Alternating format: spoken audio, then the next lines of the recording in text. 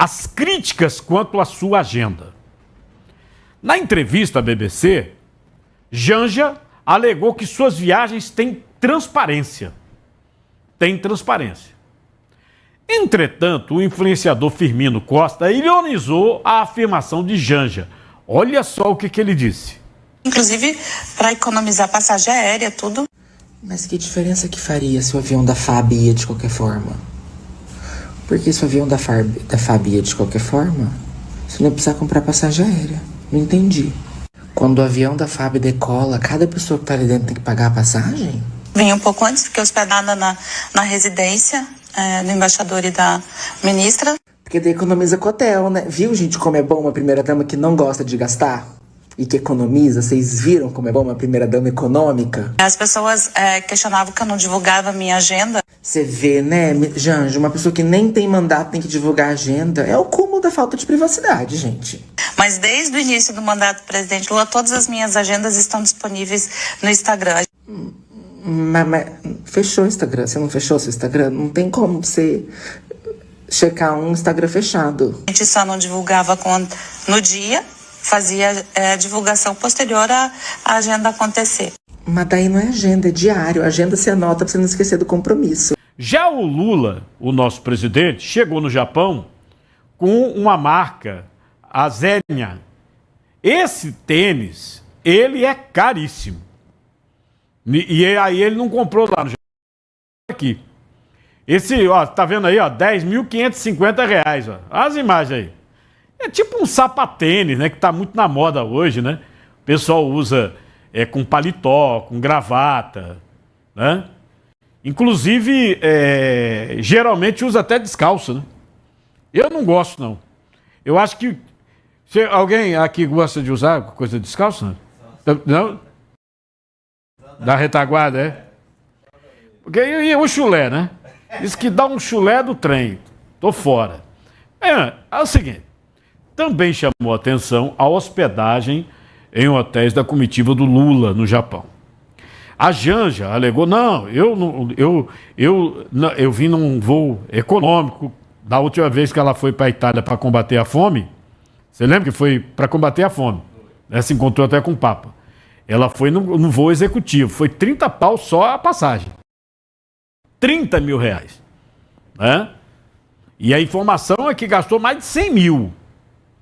E não sabemos o cartão corporativo, aquele cartão de crédito do governo, porque está em segredo. Né? Você tem uma ideia? Esse hotel aí, olha o custo. E o presidente, que podia ter ficado na embaixada também, a Janja não ficou na embaixada? Ela disse aí na entrevista. Mas não, o presidente ficou no hotel. Hotel luxuoso, viu? Ele levou uma delegação de 117 pessoas. São 17 políticos, 100 empresários e assessores.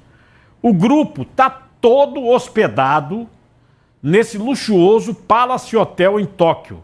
A suíte, que é a mais cara, que deve ter sido a suíte do Lula, é R$ 37.300 à noite. Só para dormir, viu? Não, mas eu queria pedir uma água mineral. Rapaz, água mineral lá é cara, viu? Aí vai para 50 mil daqui a pouco, dependendo do que você pedir lá. Frigobar é violento, frigobar desse hotel aí, tá? A estadia da equipe é 4 noites. Eu só não sei, e isso depois provavelmente Estadão, o UOL, vão entrar aí na transparência, pedindo acesso à informação, que tem a lei de acesso à informação, se todos esses que o Lula levou, o governo brasileiro, quer dizer, nós, pagadores de impostos, nós estamos pagando a hospedagem nesse hotel luxuoso. Se a gente está pagando. Porque é mais de 100 pessoas, pô. Imagina. O povo brasileiro pagando hotel de luxo para esse pessoal todinho. Inclusive tem empresário que é riquíssimo aí. Tudo cheio da grana, não precisa. Um monte de político. Sei não. Após essa polêmica também dos tênis de Lula e Janja, repercute um vídeo do presidente, onde o próprio presidente, fala sobre essa questão de ostentação, de usar essas coisas de grife caríssimas, feito a Janja usa A bolsa de Janja outro dia chamou a atenção, né? Uma bolsa de mais de 10 mil conto. Ele falou que é ostentação, mas é o próprio Lula que está dizendo, veja comigo.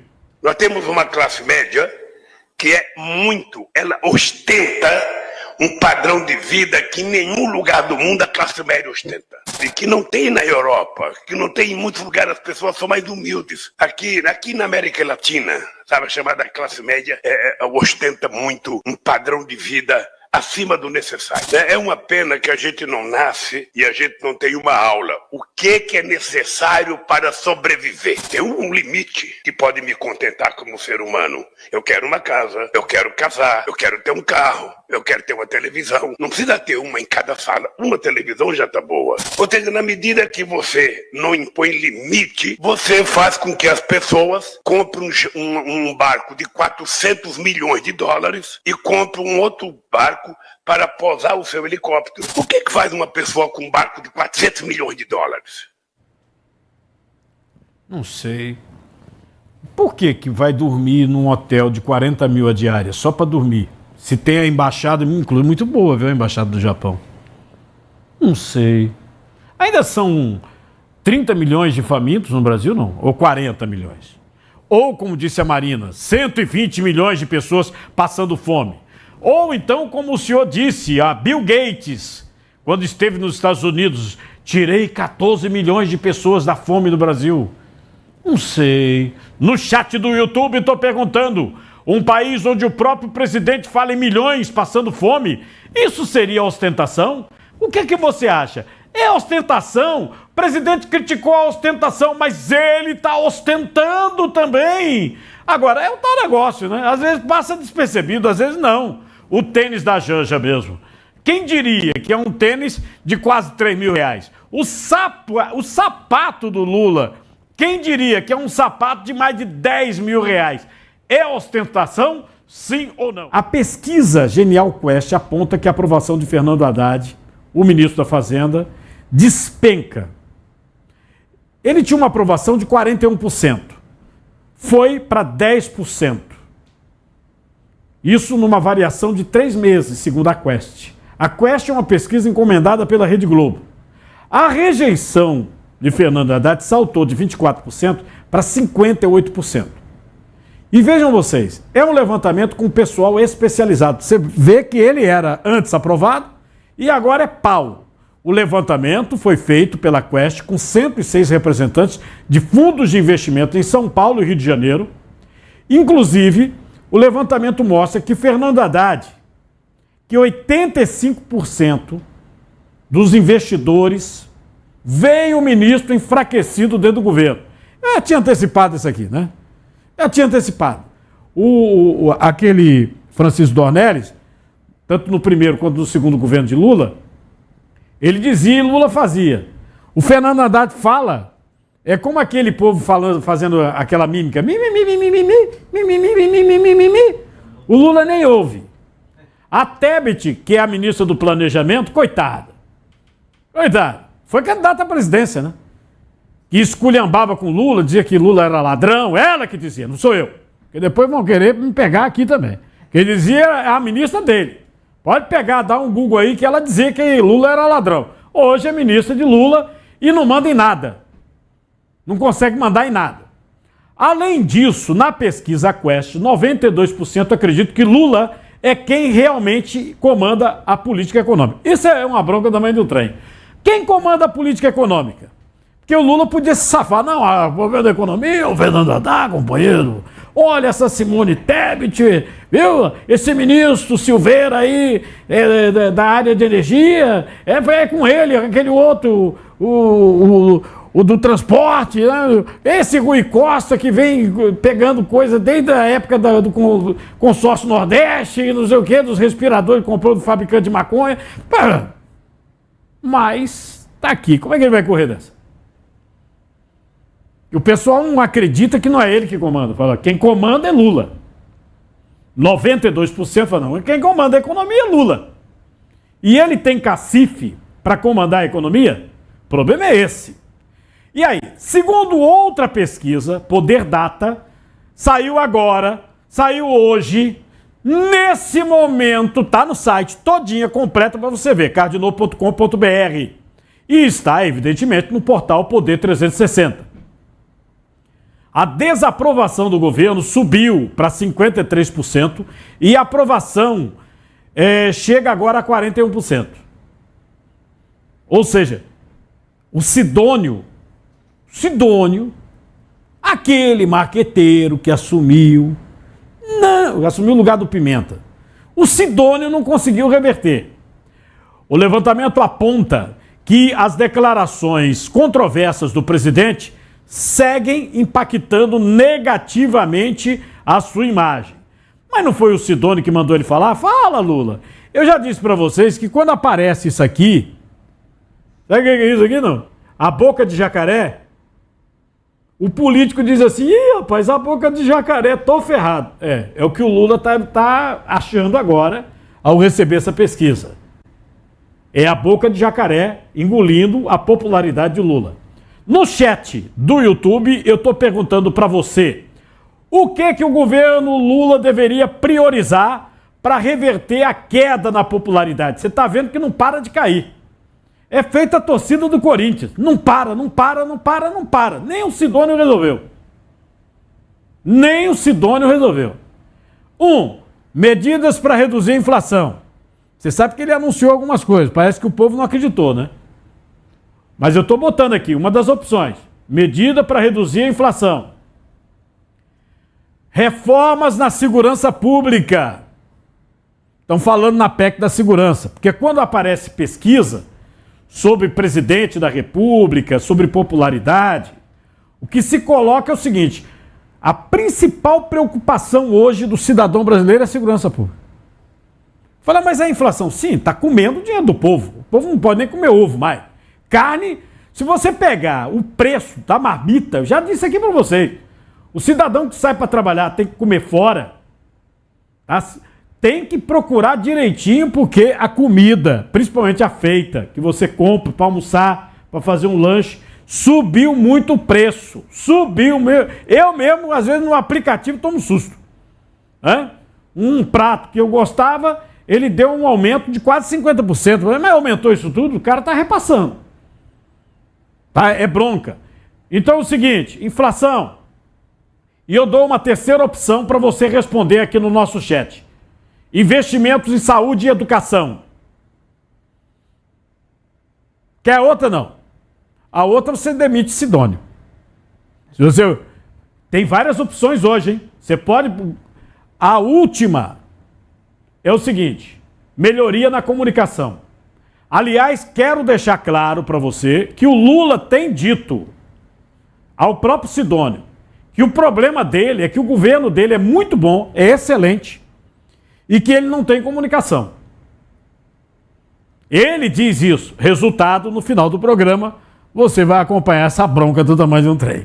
Hoje no programa estamos com um advogado, delegado aposentado, foi vereador do Recife, assessor do prefeito João Campos, Fred Oliveira.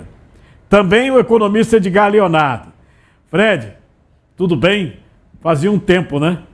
Muito tempo, Cardinô. É um prazer imenso estar com você novamente para a gente tratar de tudo isso que você acaba de relatar aí. Você quer resolver o problema de Lula, não? O que você acha? Como é que você resolve o problema? Ele diz que o governo dele é excelente, né? Que o problema é a comunicação. O que você acha? Não, Cardinô, veja bem. Eu tenho uma particularidade em relação a Lula. Acho que Lula, nos 2 primeiros governos dele, foram governos extremamente votados para o povo.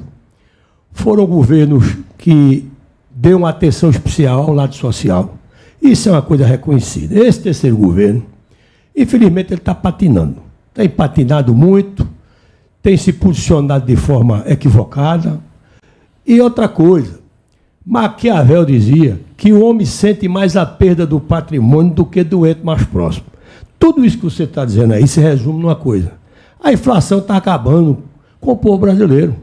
Infelizmente está acontecendo isso. Eu não vou aqui agora dizer a você que não me posicionei favorável a Lula. Eu fiz o L nessa última eleição. Estou absolutamente convencido. Você está arrependido também? Estou absolutamente convencido de que o governo está no rumo errado. É preciso a gente reconhecer Eu isso. só tô pegando gente do L. Meu amigo, não adianta a gente querer ir contra fatos.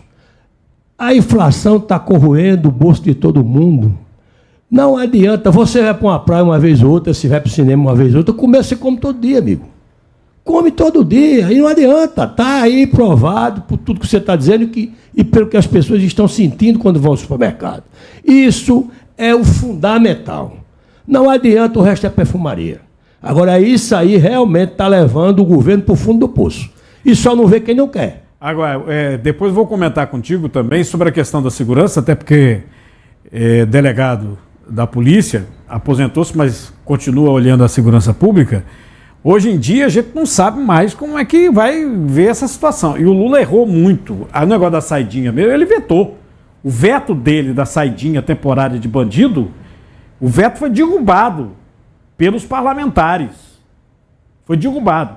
E o partido dele entrou com ação no Supremo para fazer a lei inconstitucional, que é um dos grandes problemas. Imagina um estado feito São Paulo, tem momentos que saem 25 mil presos, pô, de uma vez só. Esse delegado pernambucano mesmo, que foi morto lá, morreu por um bandido que devia estar preso, saiu numa saidinha e não voltou mais.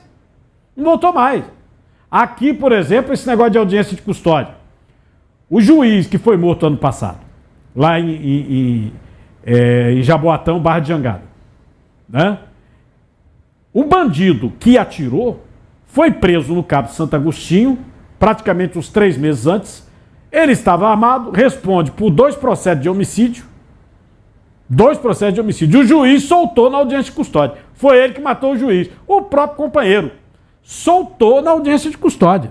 Então o buraco é mais embaixo na segurança. Essa PEC da segurança do Lewandowski é uma palhaçada. Isso não vai dar em nada. Aliás, já disseram aqui, parlamentar até da área de segurança, da Comissão de Segurança lá da Câmara, cito aqui o Coronel Meira, que é deputado federal, esse não passa. Não passa. Porque é um monte de mimimi. Não passa. Bom, o Edgar, e sobre a popularidade do Lula? Ele está dizendo que o governo dele é bom, que falta comunicação. Pronto, esse é um dos grandes problemas que a gente vai encontrar. Não tem problema complexo na economia e também na política que a gente consiga indicar uma bala de prata, um ponto só. Mas eu diria que um problema central é que quando você não entende que existem problemas, como é que você vai se organizar para resolvê-los? Então, se a gente simplesmente coloca na conta da comunicação, a gente esquece. E isso tem sido histórico no PT. Desde os problemas da Lava Jato, não houve em nenhum momento um reconhecimento das falhas, né? Isso acaba distanciando a população. E aí chega um ponto que mesmo aqueles que já têm, por tradição, por sua componente ideológica, um apoio ao próprio partido e à própria figura do presidente da República, acaba em determinado momento se afastando por conta do não reconhecimento dessas falhas. E aí essa falha leva a uma falta de planejamento. Essa falta de planejamento leva a todos os problemas que a gente tem, e como acabou de ser citado, o problema econômico dói no coração, não é nem no bolso do cidadão. E aí a gente tem a repercussão que a gente está vendo nos números. Fiscalização revela graves irregularidades no Hospital da Restauração no Recife. Segundo o deputado federal Coronel Meira, a unidade enfrenta superlotação, temperatura elevada na UTI, falta de fixadores ósseos e condições precárias de higiene. A denúncia mais grave aponta que residentes estariam realizando cirurgias sem supervisão de médicos plenos. Estou falando do, vamos dizer assim, é o médico estagiário, é o residente, tá? Um funcionário do hospital prestou uma entrevista ao deputado, porque é o seguinte, tem que ter a carteira de deputado para entrar para fiscalizar. Você sabe como é que a banda toca na rede hospitalar, né? E ele tem a carteira de parlamentar, de deputado, vê comigo. Realidade nua e crua do Hospital da Restauração. A realidade do Hospital da Restauração é essa, exatamente o que vocês mostraram na denúncia. O Hospital da Restauração está com superlotação de pacientes que não é de hoje. Estamos com vários andares fechados, muitas cirurgias canceladas por falta de anestesistas, muitas cirurgias ortopédicas canceladas por falta de fixadores de Lizarob, que existe muito essa falta lá. A UTI do hospital, com o ar-condicionado sempre com defeito, é uma UTI com 30 pacientes e uma temperatura que está 24, 25 graus dentro do setor. Um setor que era para ser, que é um setor fechado, que é para ser um setor bem refrigerado, e isso não acontece. Nunca presenciei nenhuma fiscalização. A questão da higiene, dos ratos, das baratas, isso é verdade. O hospital é cheio de ratos, cheio de barata. A questão da superlotação é super verídica, até porque, no momento, o hospital está passando por reforma. Tem alguns andares fechados. Se o hospital funcionando por completo, a gente já tem a superlotação. Agora, com alguns andares fechados, a situação ficou ainda pior. Quantidade de funcionários insuficiente para a quantidade de pacientes. Os pacientes sofrem muito de atrasos, passam muito tempo dentro do hospital, aguardando cirurgia, aguardando o procedimento. Olha, você vê que o Eduardo Campos fez 3 hospitais, reformou esse hospital, diz que reformou, né? Teve 2 governos. Paulo Câmara começou o governo reformando esse hospital, terminou o governo com uma licitação de reforma desse hospital. Raquel Lira está reformando o Hospital da Restauração. É uma reforma que não para. É feita a torcida do Corinthians. Ela vem desde Eduardo Campos. Espera aí. Então não acaba, nunca. Um documento aqui enviado ao programa se revela temperaturas registradas numa UTI do Hospital da Restauração. Na ficha de controle de temperatura, é possível se ver marcações de temperatura acima do recomendado para ambientes hospitalares. O ideal é no máximo, eu estou falando máximo, 24 graus Celsius. O máximo, que já é quente, viu? Aqui o documento, aqui ó. 23, 24, 25, 26, 25, 26, 26, 26, 26, 25.5, 26. O máximo, tem até 28 aqui. 28 graus. O Coronel Meira classificou a situação como descaso criminoso, diz que vai acionar o Ministério Público. Acompanha. Onde está o Ministério Público de Pernambuco? Onde está a Vigilância Sanitária de Pernambuco? O que é que está vendo? Se movam, vão lá, investiguem. Façam o papel que vocês recebem do dinheiro suado do povo pernambucano para trabalhar. Esse conluiozinho com o governo de estado tem que acabar.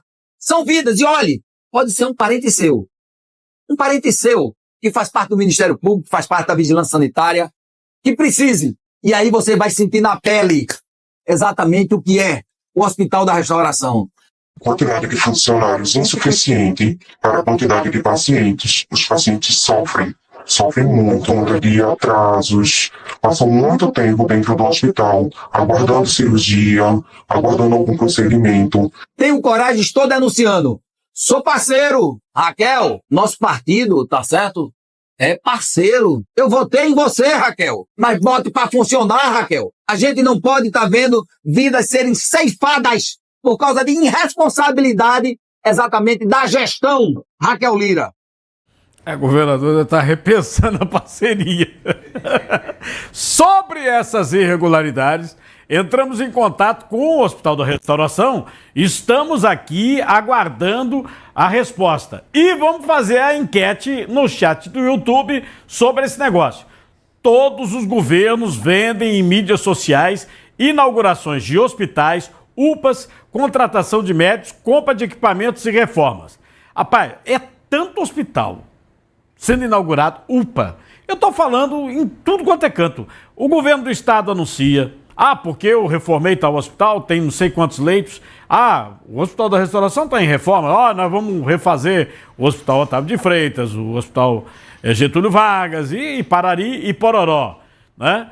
No âmbito, por exemplo, do Recife, está saindo aí um novo hospital, o da criança, né? Inclusive com verba federal, que já está com bronca do Tribunal de Contas, né? Com um negócio de um superfaturamento que está sendo investigado. Teve o Hospital do Idoso, Prefeitura do Recife, o Hospital da Mulher, Prefeitura do Recife, tudo OS, né? Você sabe o que é OS? Já falei aqui, né? Organização Social. É um CNPJ que toma conta do dinheiro público. Isso acontece também no âmbito estadual. Por exemplo, Tricentenário, IMIP hoje, é OS. Hospital Miguel Arraes, que foi feito pelo Eduardo Campos, OS. Pelotas da Silveira, OS. Dom Helder Câmara, OS. É tudo OS. Né? E os hospitais públicos, feito o Hospital da Restauração, na Pindaíba. O que você acha? A saúde está melhorando no Brasil? Eu vou perguntar, parece ironia, né? Aí você me responde, vai ver que você foi bem atendido, você vai dizer que sim, está melhorando, Carnot. Essa não é a realidade em todo canto. Ou não, o resultado a gente vai dar no final do programa. Hoje estamos com o deputado Antônio Moraes, do Partido Progressistas, inclusive foi secretário de Segurança Pública, delegado de polícia aposentado, também o advogado criminalista Célia Avelino, foi promotor também de justiça. E aí, doutor Antônio Moraes, vamos começar com o senhor, né, que é deputado, está melhorando, vai melhorar, tem um prognóstico não? Boa tarde, Carnot, boa tarde aqui, é doutor Avelino, além de promotor, grande advogado criminalista. Na verdade, nós temos problemas seríssimos na saúde. Primeiro é a questão de financiamento.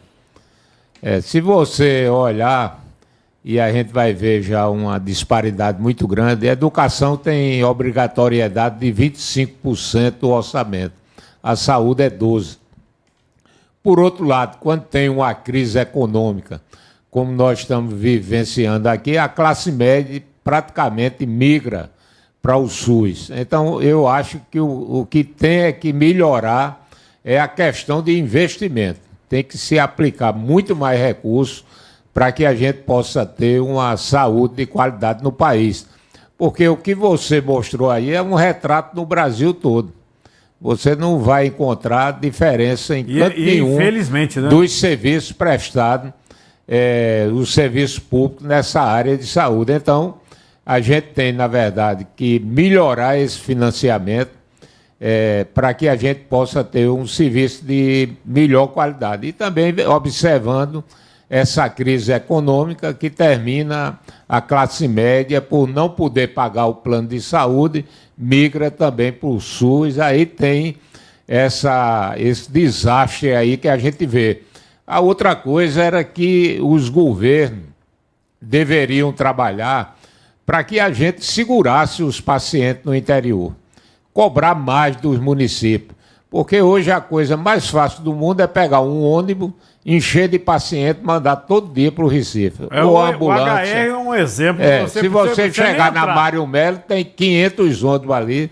Se for lá para o Tacaruna, você vai ver outra quantidade enorme, porque todo mundo pega e joga para o Recife. Então, agora é um inferno, né, deputado? É o que eu estou dizendo. Esses municípios fazem hospitais. Nos hospitais... mas infelizmente não opera. Uma cirurgia de pequena complexidade não é feita. Não faz. Então, o que ocorre é que um hospital, como a Restauração, que deveria só receber casos de alta complexidade, termina chegando tudo. O cara quebra um dedo, vai para a Restauração. Quebra um braço, quebra uma perna, vai para a Restauração. Então, ali, como o Getúlio Vargas, como o Otávio de Freitas, que são grandes hospitais de emergência, era para receber coisa de complexidade. Essa coisa menor, ela tinha que ser feita no interior. Ou então fazer cinturões de hospitais por região, para que a gente evitasse a vinda desses pacientes aqui para o Recife. O senhor, doutor Célio, tem alguma opinião sobre isso? Não chega a ser crime, já que o senhor é da área criminal, mas também foi promotor. Eu agradeço a chance de estar aqui no seu programa, junto com o deputado Antônio Moraes, que eu conheço há muito tempo, foi secretário de Segurança Pública, mas o Estado deve à população saúde, educação e segurança. São 3 itens importantíssimos de responsabilidade do Estado, que o Estado não cumpre o seu papel. Quer dizer, eu tenho um plano de saúde. Por que eu tenho um plano de saúde? Porque o Estado não assegura a saúde para a população. Então recorre para a rede privada.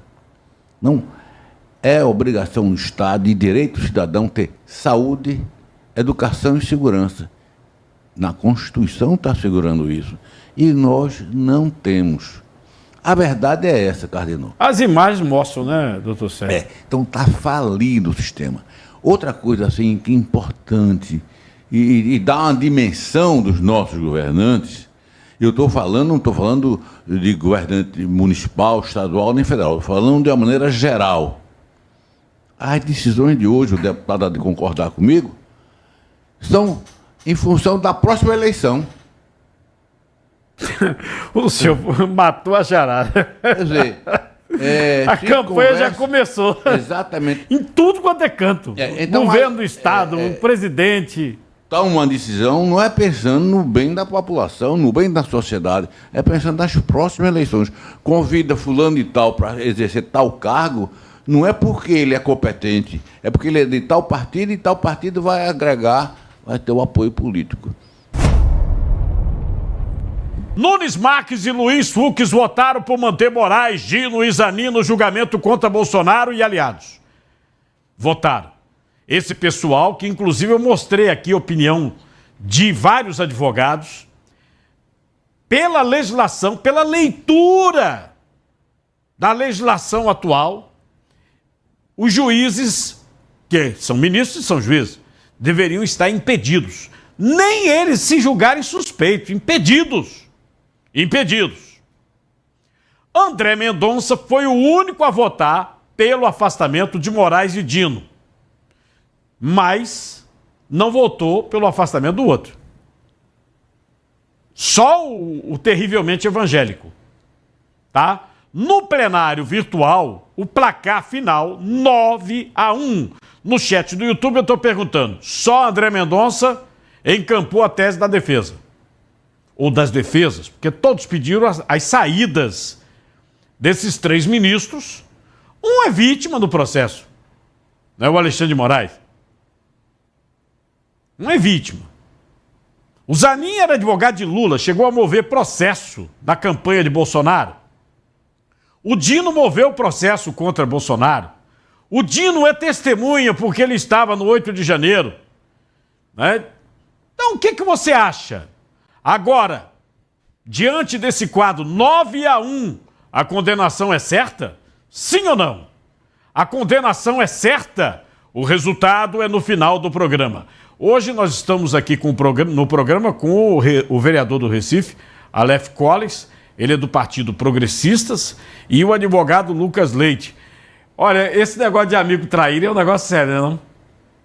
Aleph, você que é político, vez por outra, deve ter esse tipo de problema. Ô, né? Cardinal, é feito que tu falou, esses são amigos do demônio mesmo, viu? Esses que dizem que são amigos. Faz parte. É parte com o capeta, Diz né? que é amigo da gente, quando a gente vê é aquele amigo da onça. Não presta, não. Presta, não. Mas é incrível, né? Os votos desses ministros do Supremo Tribunal Federal, que para mim, por exemplo, apenas um leigo, leitor das leis, mas ouvi alguns juristas aqui, que até alguns até se dizem que são de esquerda, mas dentro do ponto de vista jurídico, dizendo, não, os 3 estão impedidos. O Alexandre, o Zanin e o Dino. Impedidos. Estão impedidos, não é nem suspeição. Aí vem um resultado 9-1. Cardinal, primeiramente, boa tarde, vereador Aleph, pessoal do chat, que eu costumo dizer que é o chat mais animado do Brasil. E, Cardinal, o que a gente tem visto, na verdade, desse julgamento do presidente Bolsonaro é um julgamento que ele tem sido muito mais político do que jurídico. Eu não consigo conceber votar contra o impedimento de Flávio Dino, por exemplo, ministro Dino, quando ele chamou o Bolsonaro de o próprio capeta. Ou, por exemplo, Alexandre de Moraes, que é uma das vítimas, supostas vítimas do golpe, que teve a tentativa de morte, o plano para tirar sua vida. Ele, inclusive, está na denúncia como vítima. Eu não sou nenhum especialista em direito criminal, mas do ponto de vista jurídico, eu acredito que o único que daria para a gente discutir sobre uma possível participação no julgamento seria o ministro Zanin, pelo fato de ter advogado em uma ação eleitoral anterior e não ter... Contra Bolsonaro. Mas não tem declarações públicas pessoais. Ele apenas patrocinou uma causa. Mas ele tem uma declaração pública na sabatina dizendo que ele estaria impedido. Ele disse. Eu mostrei, inclusive, a fala dele ontem todinha. Mas se você observar, Cardinal, ali naquela fala do ministro Zanin, aqui eu não estou defendendo ele, não tenho simpatia nem antipatia por ele, mas ali na fala dele ele foi escorregadio.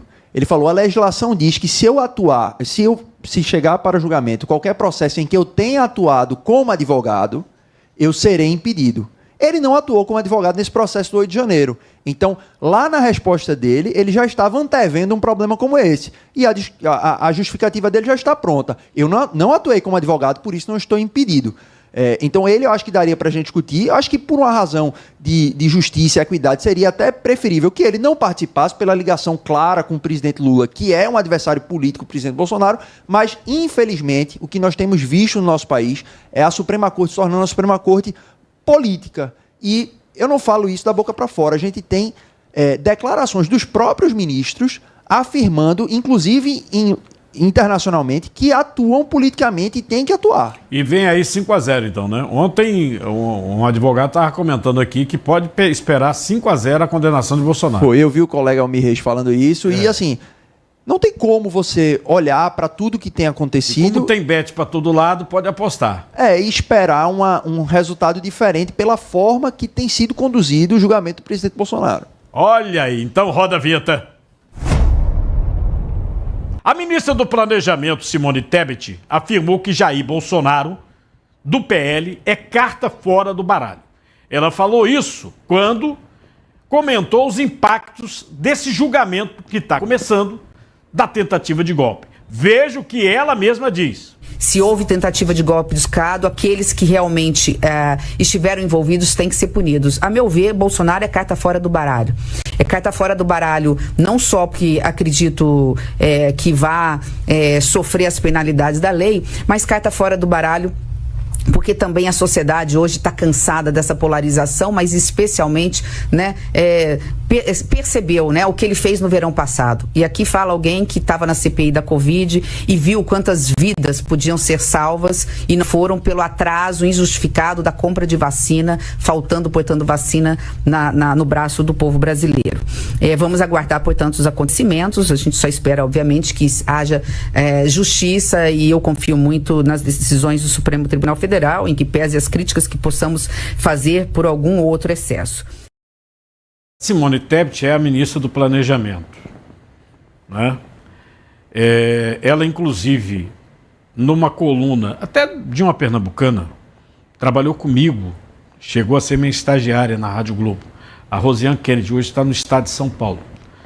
E me parece que também está com um programa no SBT, a Rosiane Kennedy. E a Rosiane revela que a Tebet, ela teria dito, em particular, que esqueçam eu falar de ajuste fiscal. Porque ela é a ministra do Planejamento. Como é que ela planeja se o Lula gasta mais do que o Estado brasileiro arrecada? Não tem planejamento que dê certo. Então a Simone Tebet, ela falou isso, está na coluna da Rosiane, no estado de São Paulo, do Estadão. Agora, ela, durante as investigações da Lava Jato, ela era crítica do Lula. Era Lula ladrão, Lula ladrão, Lula ladrão. Igual o Geraldo Alckmin, que é o vice-presidente, né? Eles mudaram de opinião, viraram a casaca? Pelo jeito, entendeu? E você acha que o ladrão deixa de ser ladrão? Depois de passar pelo sistema penal, pode ser que ressocializou, né? É um ladrão que é ressocializado, né? Tem que dar uma nova chance, não sei o quê.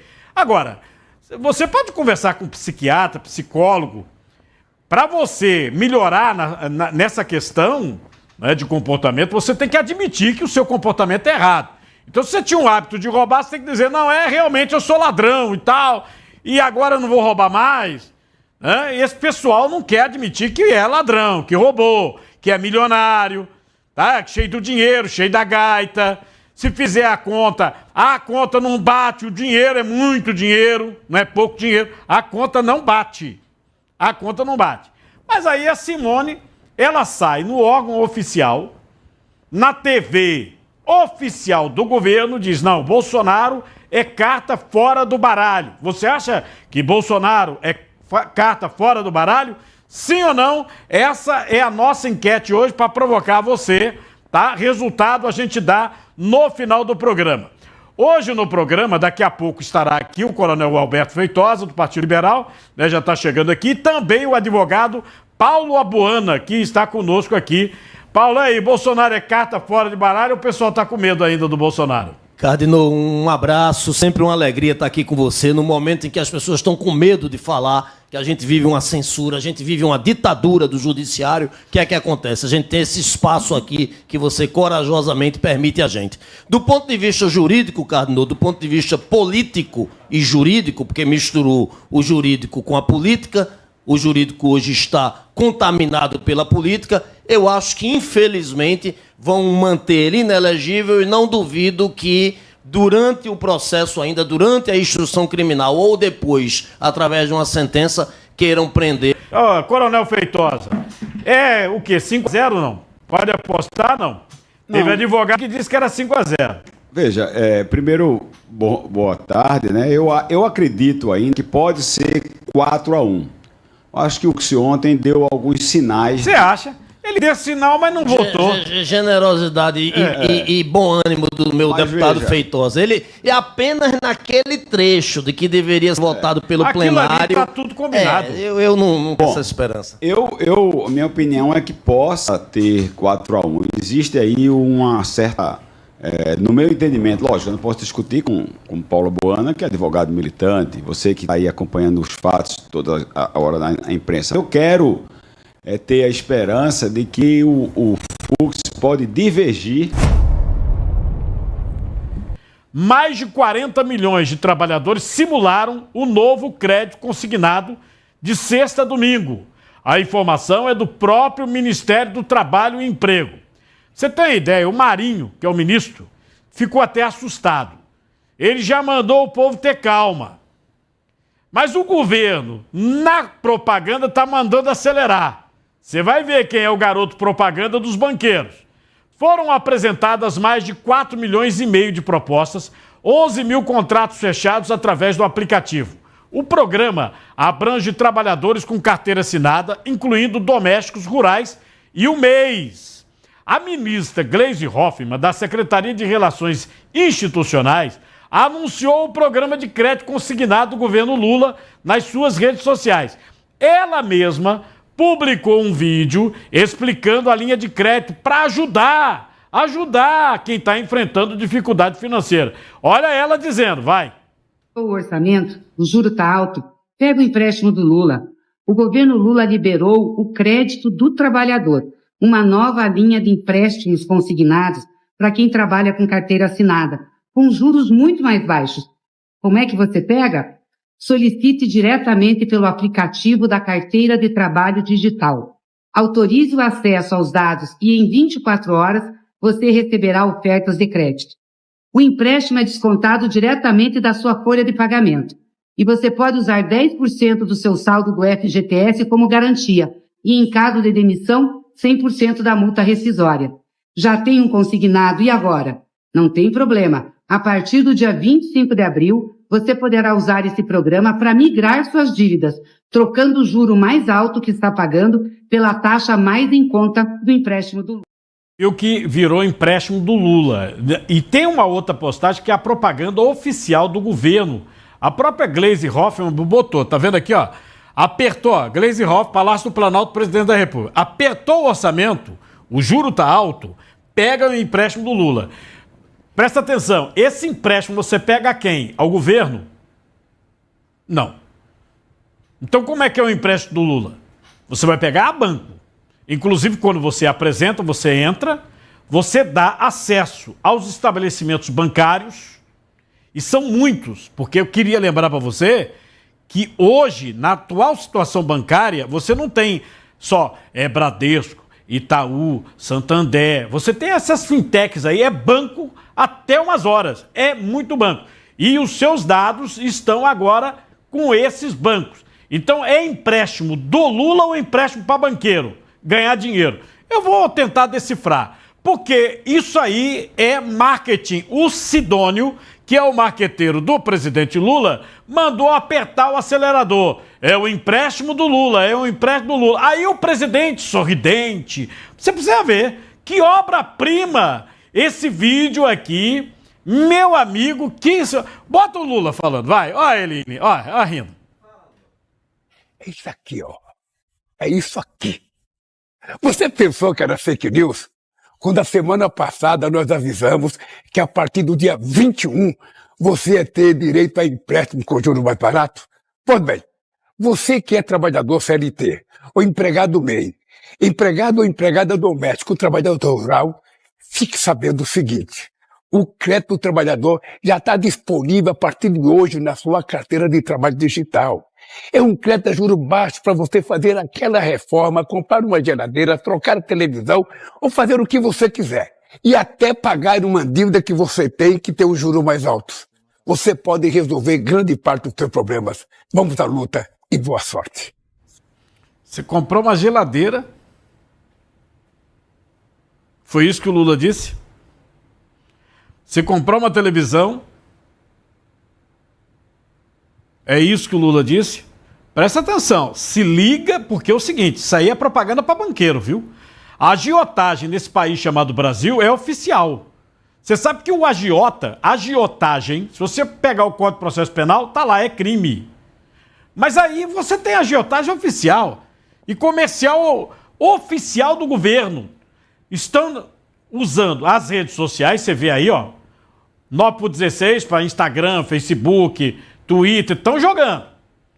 E aí, você vai pegar esse empréstimo? Eu estou perguntando exatamente isso para você. Se pudesse, pegaria esse empréstimo consignado, que é baseado no FGTS, sim ou não?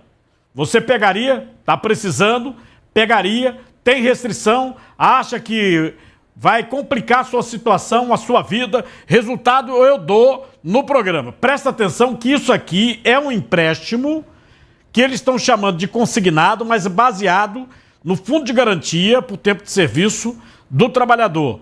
Muita gente fica perguntando, então por que não liberou logo o FGTS do trabalhador? E quem é que empresta? É o governo? Ah não, presta, só está na Caixa Econômica Federal e no Banco do Brasil, que são bancos do governo.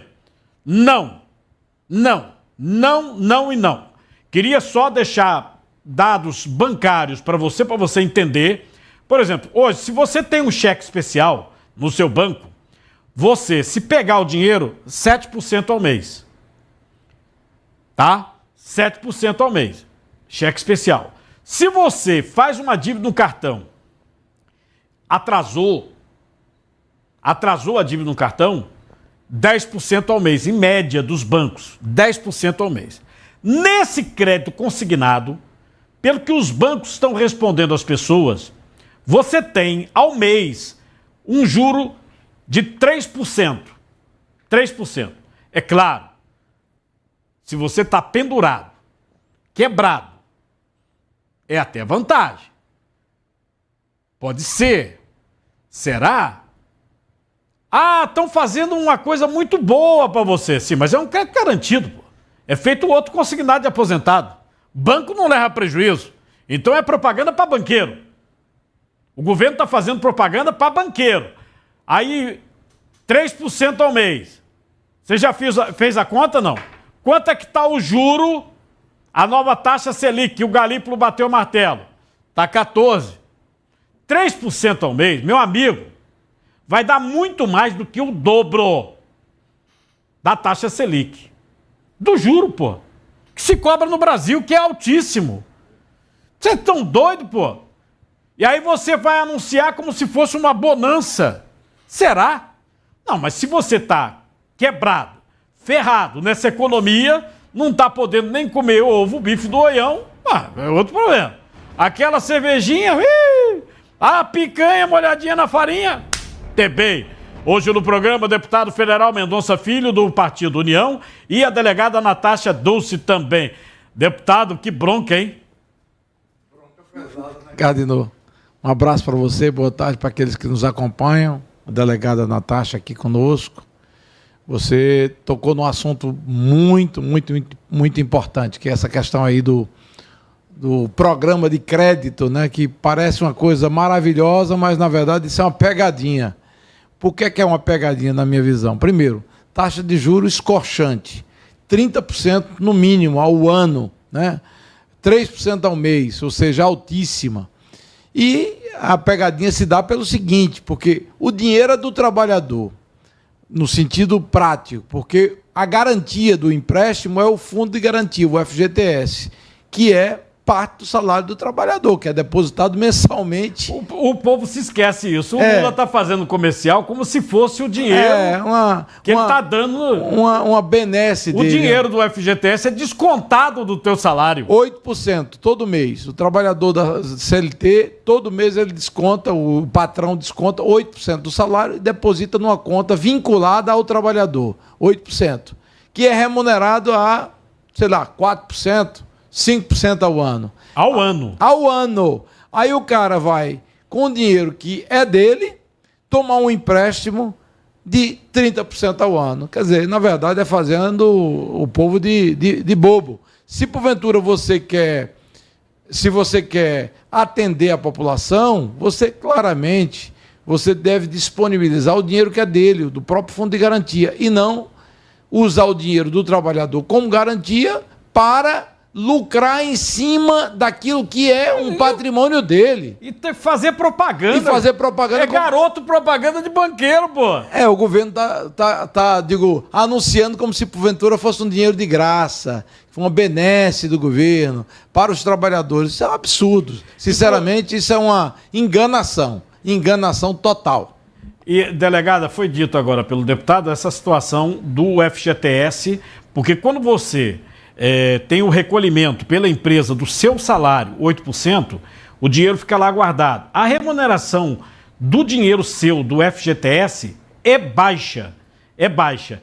Para se ter uma ideia, você tem aí uma defasagem entre o juro do empréstimo com a garantia do FGTS e o que o FGTS é cerca de 80%, pelo que eu estou vendo aqui. A defasagem. Ou seja, não, peraí, eu vou emprestar a você, trabalhador, com o mesmo juro que eu pago no seu FGTS. Vou emprestar. Então você vai pagar com o mesmo, mas é mais de 80% acima o juro que o banco está cobrando. Boa tarde a todos.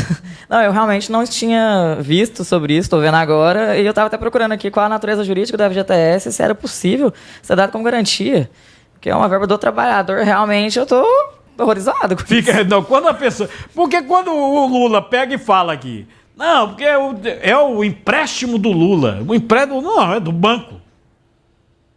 Tá? E você joga seus dados pro banco, os bancos tudo aí, ó, em cima, né?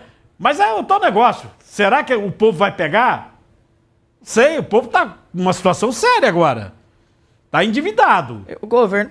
Isso aí é minha parente, que o governo virou uma empresa de negócio para ele arrecadar mais. Em vez de colocar imposto, vamos pegar aqui agora o FGTS da galera.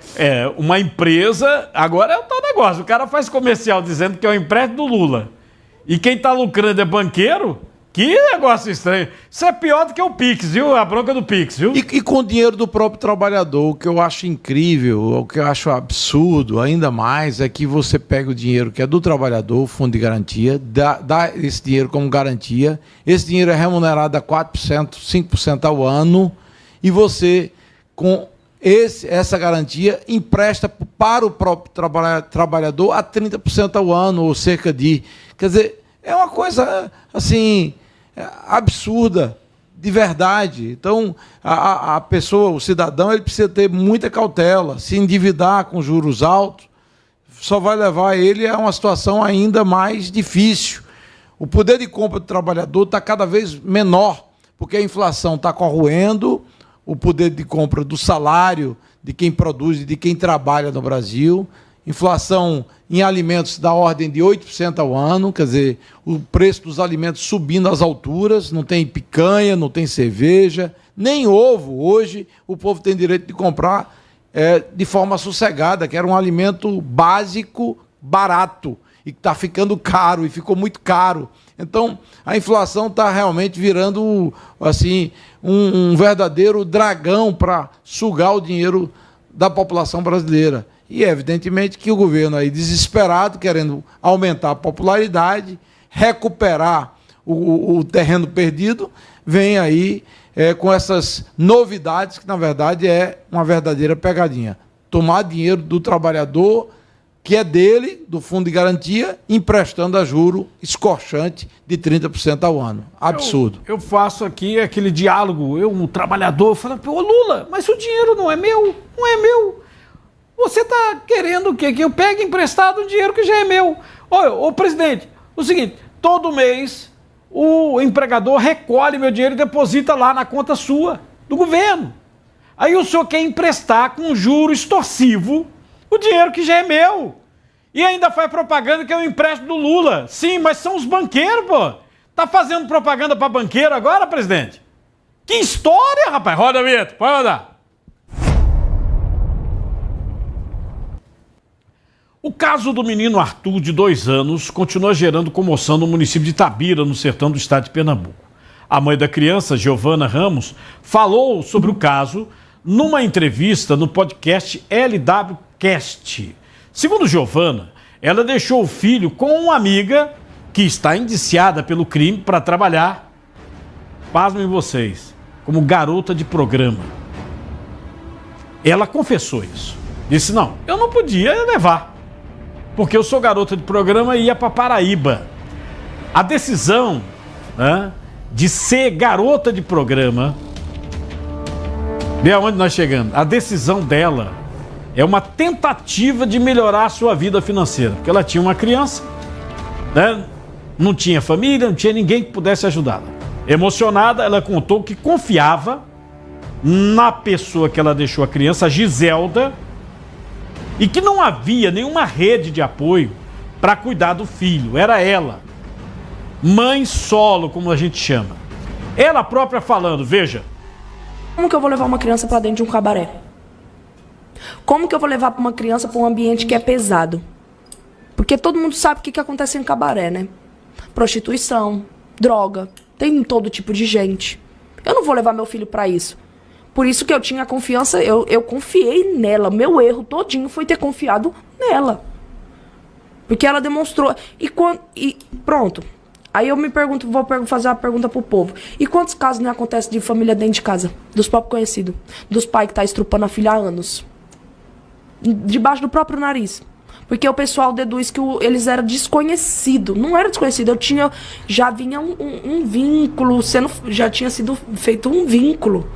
O Giselda, eu sempre falei, Giselda, pode falar firme com ele, porque se você estiver olhando ele, se falar que é pra sentar e ficar sentado, porque quem tá cuidando da criança tem que ter autoridade, porque senão, sabia, o Arthur ele já chegou a querer dar na minha cara, porque ele sabia que eu era mãe dele, eu ia brigar ali, daqui a pouco eu ia estar lembrando, porque a verdade era essa. É igual depois daquela live que você acha que eu fui fazer o quê? Fumei, fui dormir abraçada com meu filho. O problema todo aí é que o Ministério Público, o promotor do município, ele não aceitou o final do inquérito da Polícia Civil, delegada.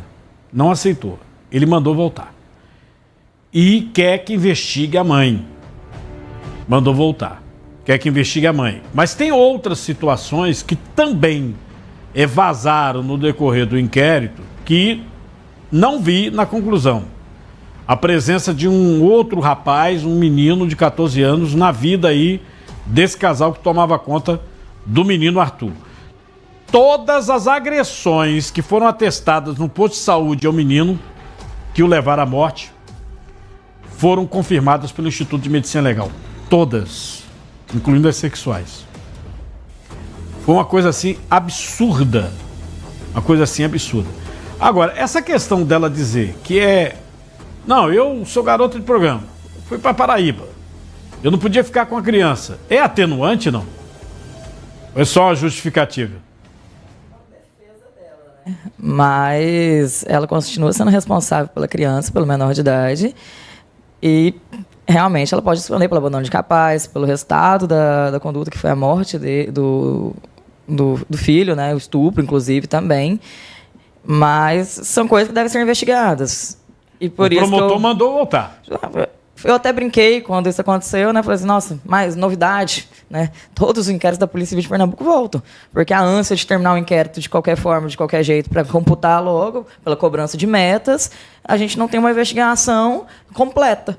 Então todo inquérito volta. É óbvio que o inquérito ia voltar. Tem que ser investigado, qual que era a relação dela com com essa Giselda que estava cuidando dessa criança? Quantas vezes essa criança... A Giselda está viva, o marido foi morto pela população. Sim, linchamento, que eu também fui, me manifestei. Negócio estranho, porque você sabe que a população está revoltada. Você publica que são eles, antes mesmo de qualquer depoimento oficial na delegacia, e leva para o município resgatado de dentro da viatura. Tiraram de dentro da delegacia, até brigaram, perguntaram para mim, mas a polícia deixou a viatura aberta. Não tem como fechar atrás. Então, qualquer um consegue. Destrancou a viatura para o próprio policial descer. Qualquer um consegue abrir. Atrás não tem como... Não tem como trancar. Então, qualquer um abre. Então... Mas não era... Antigamente, você tinha um camburão que tinha uma cela atrás. Esquece. Isso aí são poucas viaturas que tem. Tem. Essas viaturas novas não tem. Não tem. Ou seja, se você abre a porta da frente, a de trás abre. Inclusive porque as viaturas daqui, todas de Pernambuco, são locadas. E todas depois, acho que 2 anos, tem que ser trocadas. A cada 2 anos, 3 anos. Aí não todos são alocados. Tudo de locadora. Então eles não modificam tanto porque o carro depois vai voltar a ser comercializado. Agora, essa questão dos inquéritos policiais que voltam está me parecendo que é uma discussão nacional, né? Aqui em Pernambuco, o Ministério Público está mandando voltar muitos. Inclusive, recentemente, o negócio da jogatina. Não acho que o senhor se lembra, deputado. O negócio da Integration. Né? Acompanhei, sim. Na Integration, a juíza queria botar para frente, mas aí o Ministério Público disse, não tem como. Não existe como. Porque o presidente da República assinou uma medida no final de 2023. Toda essa jocatina aqui, nós já mostramos para vocês. Na Vera. Tá? A lei. Toda essa jocatina, incluindo o Tigrinho. Né? Não tem como pegar esse povo do Tigrinho. Aí mandou voltar e disse, ok, tá uma confusão ainda entre o Ministério Público, no caso o GAECO, e a juíza que era a presidente do fato. A verdade, Cardinal, é que o Brasil virou o país da impunidade, né? O país onde o crime tomou de conta, né? Territórios dominados por facções, a população também muitas vezes levada para um mundo onde o dinheiro manda e a vontade de ter dinheiro fácil também comanda. Então, não há nenhuma espiritualidade, não há nenhum espírito de família, boa parte da sociedade, e a gente está destruindo o país. O bandido, ele é glamorizado, né? Ele é reverenciado, ele é muitas vezes protegido. Eu não sou daqueles que defende a tese de que bandido bom é bandido morto. Eu acho que isso não é uma prática civilizada. No entanto, alguém que comete um crime, e um crime bárbaro, tem que pagar por esse crime. No Brasil, a gente vê a inversão das coisas. Uma pessoa que é um homicida, muitas vezes pega 12, 14 anos de prisão e logo está solto. E aí a gente se depara com situações que geram até indignação perante a sociedade, como, por exemplo, a história da cidadã que... A mãe do Arthur. A do Perdeu Mané. Do Perdeu Mané. Eu vou falar daqui a pouco. Do Perdeu Mané. Então, são muitas situações que geram indignação. Essa história aí do crime dessa criança é uma coisa assim abjeta, absurda, no limite, né? Uma criança deixada assim aos cuidados outra coisa, eu queria inclusive deixar claro para ninguém alisar, né? Ela tem problema com droga, o casal, inclusive o rapaz já teve indiciamento por homicídio, e os dois por tráfico. Entra e sai da cadeia, ela deixou o filho, o menino de 2 anos, né, 2 anos de idade, com esse casal. Agora, tem a questão que eu chamo sempre a atenção de todos vocês, do egoísmo. Não posso dizer outra coisa. Porque se você não tem condição de criar, você chega lá no Ministério Público e fala assim, não, eu queria fazer uma doação da criança. Eu não tenho condição. É um gesto de amor. Porque se você não tem condição de criar, tá aí... É tudo. Você não tem condição. Não tem condição. Aí você nem dá para alguém que queira uma criança para cuidar, realmente cuidar, e deixa com um casal desse. Esse aqui já está morto, né? Esse morreu, ela está na cadeia. E devia pegar, na minha visão, prisão perpétua. Estuprar, agredir e matar uma criança.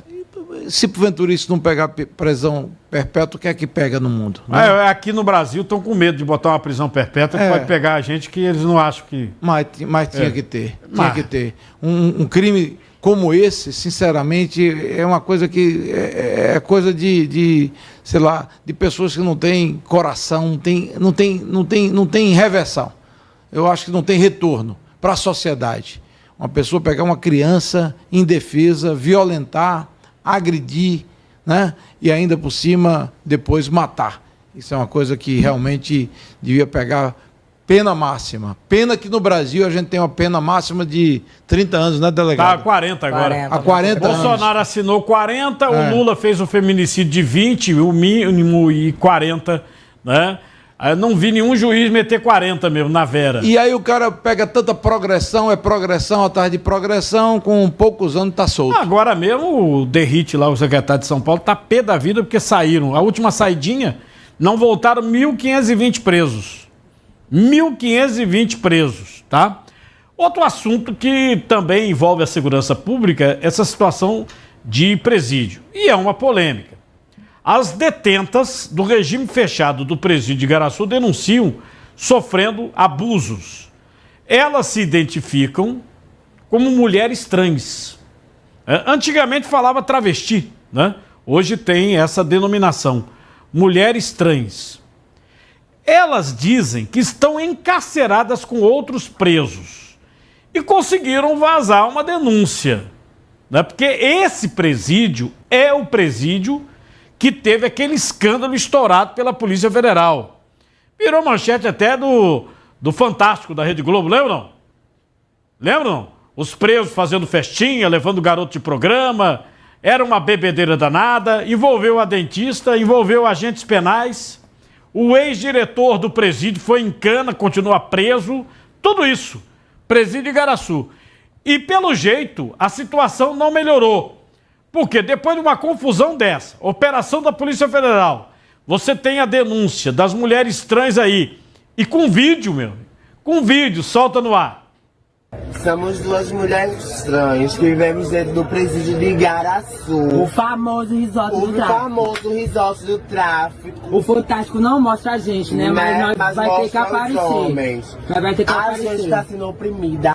Pelo diretor, seu Carlos Cordeiro. Pelo diretor Carlos Cordeiro, sendo obrigado a usar roupa de homem. Macho, nós não podemos mais sair as mulheres trans siliconadas. Pelo que tá passando a oprimição de 10 dias trancado, uma quentinha aqui é R$40. Uma coca R$30. Um Presto Barba, R$8. Um creme Scala, R$30. E na rua é R$8 a R$9. Se a gente não sair do pavilhão pra ir fazer o corre lá embaixo, lavar roupa, fazer unha e massagem, a gente não tem dinheiro. A gente não tem. Porque todo mundo sabe que aqui é a cadeia do dinheiro. Todo mundo sabe. E quando a gente vai pro castigo, a gente é obrigado a se prostituir. Você vê que tá no perfil Cabo Alerta, mas eu agradeço aí o pessoal do Cabo Alerta, mas está em vários outros perfis, porque viralizou, né?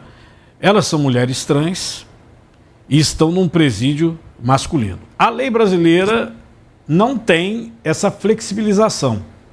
Não tem. É o mesmo presídio dessas imagens aí, ó. Né? Você vê que tem um chefão da quadrilha aí que mandava no diretor. Mandava no diretor. Ele, inclusive, manda assim um zap pro diretor. Eu mostrei aqui o relatório da Polícia Federal, do Ministério Público Federal. Ele manda um zap dizendo, olha, é o seguinte, eu quero esse iPhone. Né? Ele queria um modelo 14 do iPhone. 7 mil contos. E ele já passava o dinheiro. Dentro da área de cultura do presídio de Igaraçu, área de cultura, de fomento, a cultura que... Presídio bem estruturado. Né? Havia uma fabriqueta de droga, transformação de pasta base. Isso denunciado no processo, está no processo, está com o juiz, né? Porque virou um processo federal. Processo federal. No bojo da denúncia, o Ministério Público Federal relaciona mais 11 presídios fora o de Igaraçu. Inclusive o Complexo do Curado. o Complexo do Curado. E eu falo Complexo do Curado, que era o Aníbal Bruno, e eles transformaram em 3 presídios diferentes. 3 presídios diferentes. Essa situação de mulher trans é polêmica no mundo todo. Por exemplo, um estado americano, isso virou tema do Congresso, a Câmara dos Deputados nos Estados Unidos. Um estado americano resolveu permitir que mulher trans pudesse ir para presídio feminino. Ir para um presídio feminino. Aí o que aconteceu? Houve um incidente, aliás, 2 incidentes, porque era um homem, biologicamente se falando, que estava dentro de um presídio feminino. Houve violência contra essas mulheres do presídio feminino praticado por essa suposta mulher trans.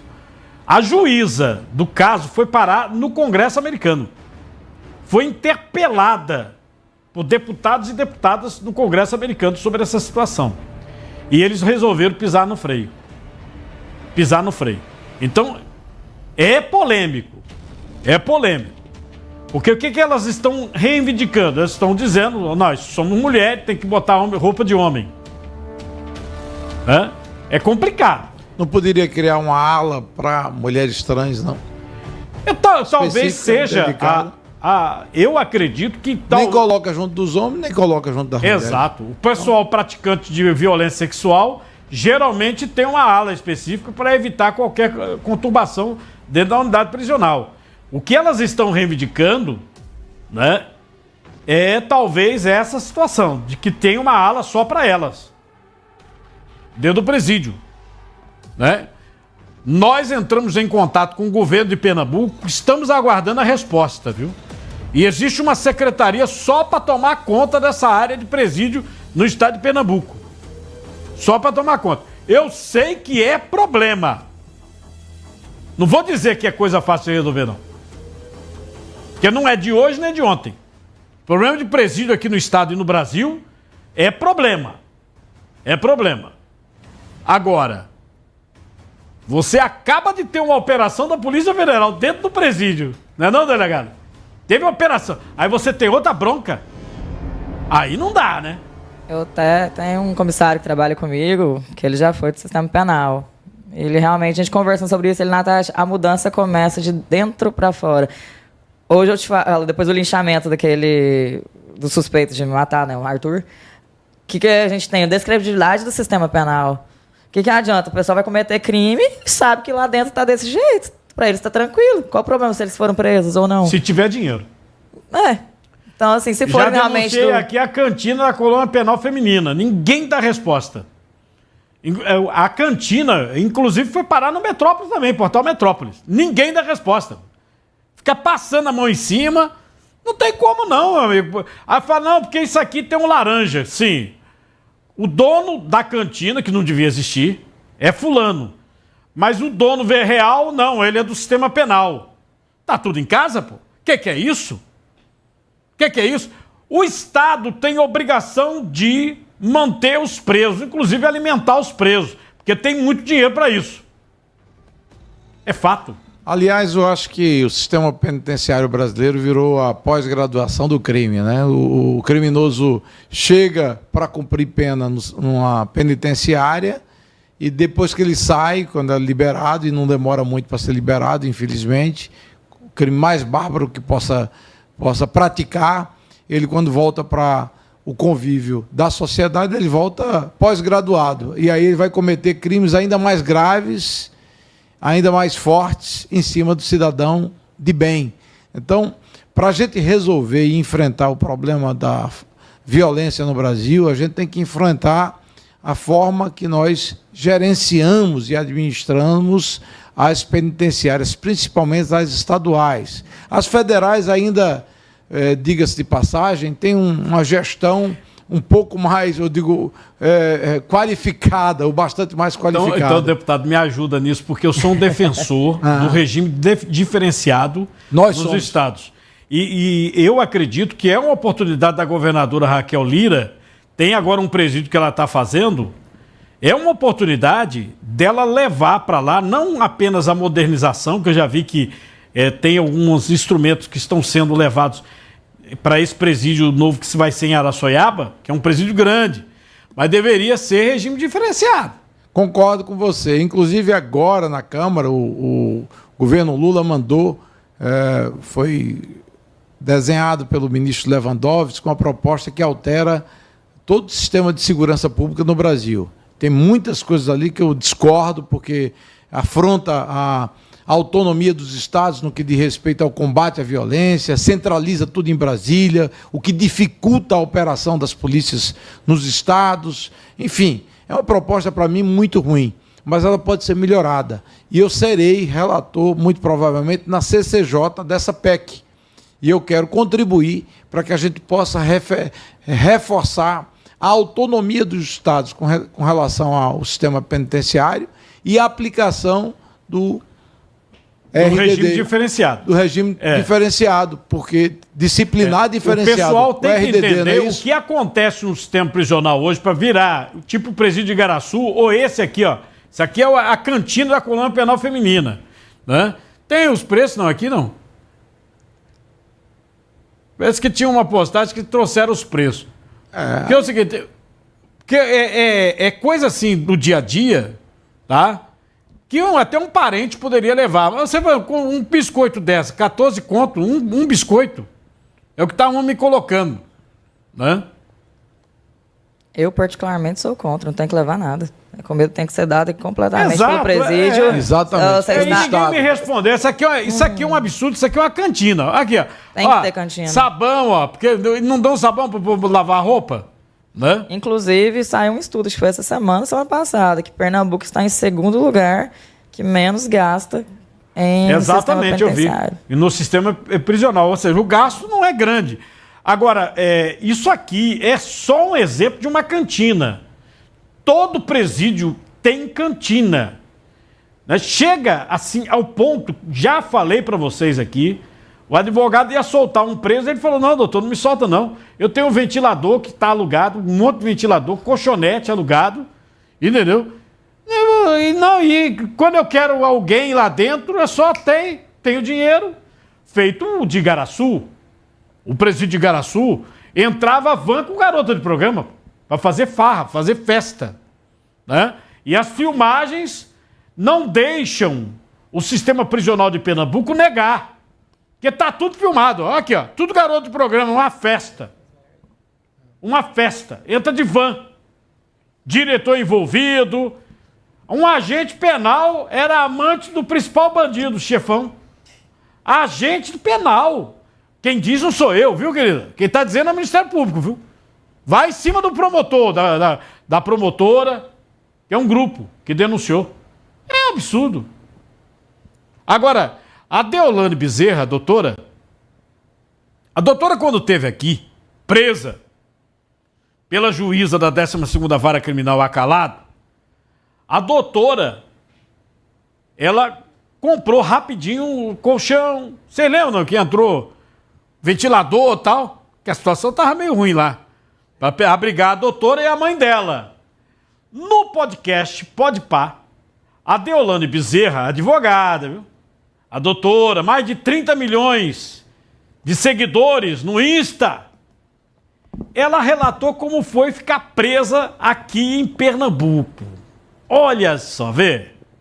Eu entrei na cadeia, na hora que eu entrei na cadeia de verdade, que eu entrei num corredor pra ir pra cela, a diretora falou, meu Deus, eu nunca vi isso, o que é isso? As presas tudo, doutora, batendo com vidrinho. Pra você ter ideia, eu passei 20 dias presa, escutando conversas das presas lá dentro. Eu interrogava todo mundo.